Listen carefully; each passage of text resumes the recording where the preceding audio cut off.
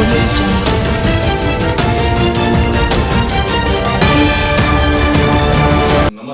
આપ નિહાળી રહ્યા છો જેસીજે ન્યૂઝ। જામનગર અને જિલ્લાભરમાં બનેલી ઘટનાઓ સમાચારના રૂપમાં। સમાચાર શરૂ કરતા પહેલા જોઈ લઈએ આજના મુખ્ય સમાચારો। લાંબા ગામની દુકાનમાં લાગી આગ।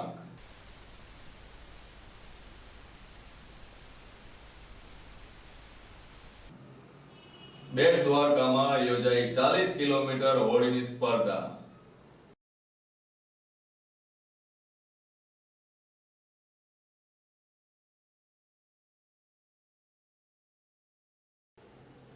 જામનગરમાં નરાધમ પિતાએ કરી પુત્રીની હત્યા। જામનગરમાં વકીલની ઓફિસમાં ભેદી વિસ્ફોટ, વકીલ અને મહિલા ગંભીર।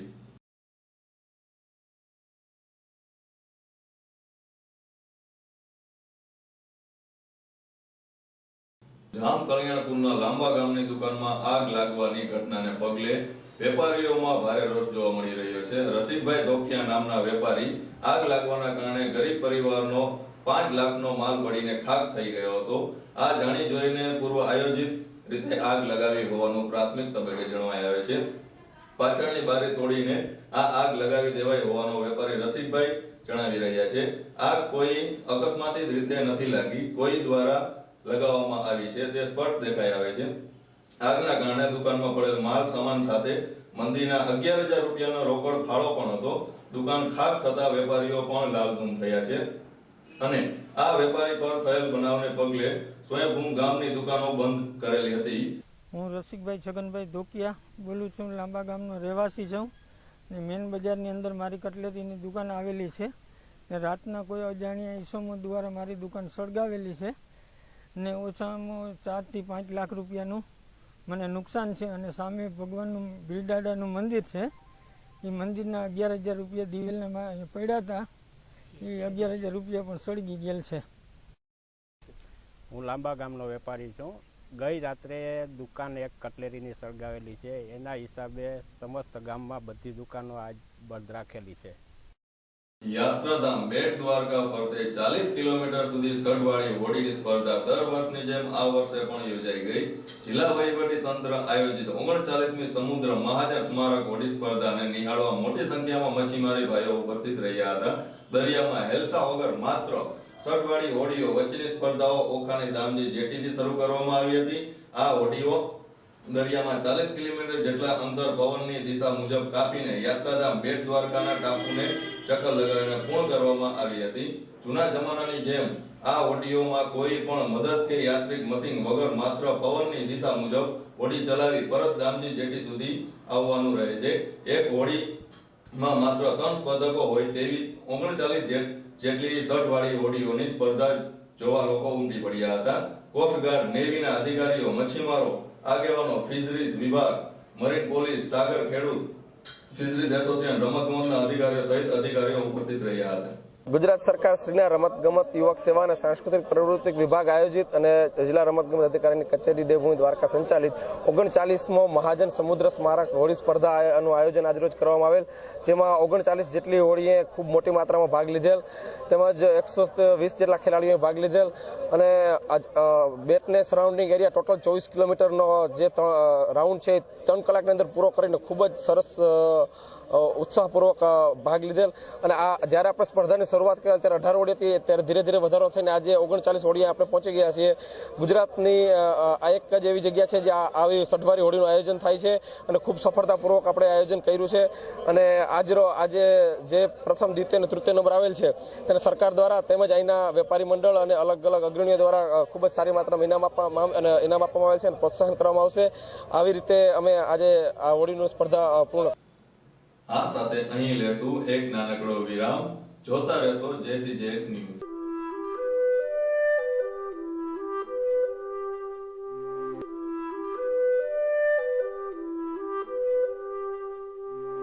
વિરામ બાદ આપ સર્વે દર્શકોનું જેસીજે ન્યૂઝમાં ફરીથી સ્વાગત છે। હવે જોઈએ આગળના સમાચારો। જામનગરમાં નરાધમ સાવકા પિતા તથા સાવકા પુત્રએ માસૂમ બાળકીને રીબાવીને મારી નાખ્યા બાદ શહેરભરમાંથી ફિટકારી લાગણી વરસી રહી છે। ધારાસભ્ય શ્રી હકુભાઈ પણ કૃષ્ણનગર વિસ્તારની મુલાકાત લઈ રહેવાસીઓને આવા નરાધમોથી ચેતવા જણાવ્યું હતું. જામનગર કૃષ્ણનગર વિસ્તારમાં નાબાલિગ સાવકાભાઈએ માસૂમ સાવકી બહેનને અનહદ શારીરિક ત્રાસ આપી બલાત્કાર અને સૃષ્ટિ વિરુદ્ધનું કૃત્ય આચરી તડપાવીને મોતને ઘાટ ઉતારી દીધી. બાળકીને ત્રાસ આપી મૃત્યુના મુખમાં ધકેલી સાવકો બાપ ચેતન કલ્યાણી નાસી ગયો. પોલીસે નાબાલિગ બાળકની ધરપકડ કરી છે, જ્યારે નરાધમ બાપ સુધી પહોંચવા કાર્યવાહી શરૂ કરી છે. બીજી તરફ આ બનાવને લઈને કૃષ્ણનગર સહિત શહેરભરમાં રોષ સાથે ફિટકારની લાગણીઓ વરસી હતી. આ બનાવના પગલે ધારાસભ્ય હકુભા જાડેજાએ વિસ્તારની મુલાકાત લઈ ઘટનાને સખ્ત શબ્દોમાં વખોડી કાઢી નાગરિકોને આવા સામાજિક તત્વોથી ચેતવવા સલાહ આપી હતી. આજરોજ Jamnagar city C police station વિસ્તારના કૃષ્ણનગર ખાતે 9 વર્ષની એક બાળકીનું મોત નિપજેલ હોય, જેને પીએમ અર્થે જીજી હોસ્પિટલ જામનગર ખાતે લાવી પેનલ ડૉક્ટરથી પીએમ કરાવતા પ્રાથમિક દ્રષ્ટિએ ઈજાના નિશાનો જણાઈ આવતા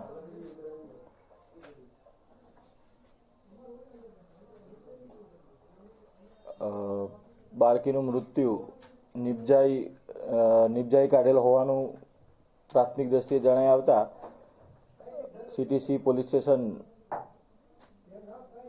ફર્સ્ટ ગુના રજિસ્ટર નંબર 27/18 થી આઈપીસી કલમ 302, 325 વગેરેના કામે ગુનો રજીસ્ટર કરી આગળની તપાસ police inspector Shri KR Saxena સાહેબ નાઓ ચલાવી રહ્યા છે. જામનગરમાં ખંભાળિયા નાકા બહાર આવેલ આર્ય સમાજની સામે આવેલ કોમ્પ્લેક્સના 3જા માળે એક વકીલની ઓફિસમાં ઢળતી સાંજે પ્રચંડ વિસ્ફોટ થયો હતો, જેમાં ઓફિસ અંદર એક પુરુષ અને એક મહિલા ગંભીર રીતે દાઝી જતા હોસ્પિટલ ખસેડવામાં આવ્યા છે, જ્યાં બંને જીવન મરણ વચ્ચે ઝોલા ખાય છે. બોમ્બ વિસ્ફોટ જેવા જ ભેદી ધડાકાની આ ઘટનામાં પોલીસે ઝંપલાવ્યું છે. જામનગરમાં ચૈતન્ય કોમ્પ્લેક્સમાં સાંજે 6 વાગ્યા આસપાસ પ્રચંડ વિસ્ફોટ થયો હતો. આ કોમ્પ્લેક્સના 3જા માળે આવેલ વકીલ રમેશ સીમાડીની ઓફિસમાં ભેદી ધડાકા સાથે પ્રચંડ આગ લાગી હતી. જોતજોતામાં આ આગમાં ઓફિસ અંદર રહેલ એક પુરુષ અને એક મહિલા ધડાકાભેર દિવાલ સાથે અથડાયા હતા. ધડાકા બાદ તુરંત આગ લાગી જતા પુરુષ અને સ્ત્રી આગમાં સપડાઈ ગયા હતા. ધડાકામાં ગંભીર થયા બાદ આગની જાળવોમાં બંને સપડાઈ જતા ગંભીર રીતે દાઝી ગયા હતા. આ બનાવમાં પગલે ધમતા કોમ્પ્લેક્સ સહિત રોડ પર દોડધામ મચી જવા પામી હતી. આ ઘટના સમયે દાઝી ગયેલ મહિલાની માસૂમ પુત્રી ઓફિસ બહાર હોવાથી તેનો આબાદ બચાવ થયો હતો. આ સાથે સમાચારોને અહીં સમાપ્ત કરીએ. ફરી મળીશું નવા સમાચારો સાથે. ધન્યવાદ.